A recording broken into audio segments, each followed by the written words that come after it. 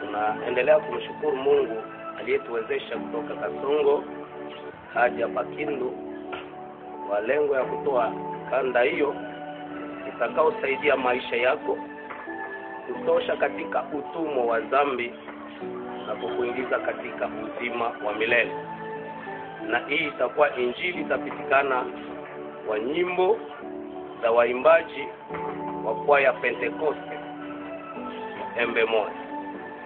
Na ndani ya kanda hiyo utakuta nyimbo za kuweza kuonesha mateso ya Bwana Yesu Kristo, nyimbo za kuabudu Mungu, sababu vitu viwili nasaidia mwanadamu wa kujua ukuu wake Mungu katika kumwabudu na kumsifu. Ndio hapo utakuta ndani ya kanda hiyo nyimbo za kuabudu Mungu, utazikuta na utazisikia na kuifuata sana.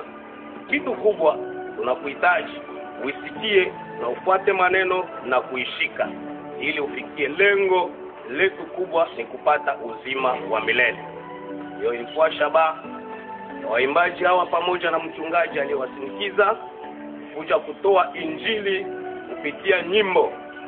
Na ni hao wahubiri wa kwanza, wakati unapoingia hata kanisani utawasikia wanakutolea nyimbo na wengine wanapata wokovu kupitia nyimbo. Na tunaamini ya kwamba kupitia kanda hiyo utaamini Kristo na utapata uzima wa milele. Na upasipo Bwana haungelikuwa Mkristo halisi, labda ungelikuwa mtu wa kwenda kwa zimu na siku za mwisho ungeingia hata jehanamu. Lakini kanda hiyo itakusaidia kusudi upate uzima wa milele. Asante. Pasipo wewe Bwana ningekuwa wapi leo?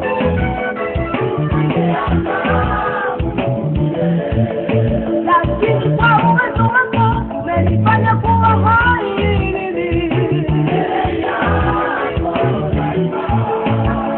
Pasipo wewe Bwana ningekuwa wapi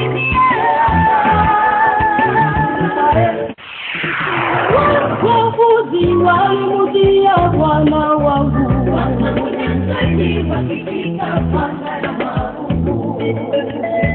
wakiongozwa na yule mmoja wanafunzi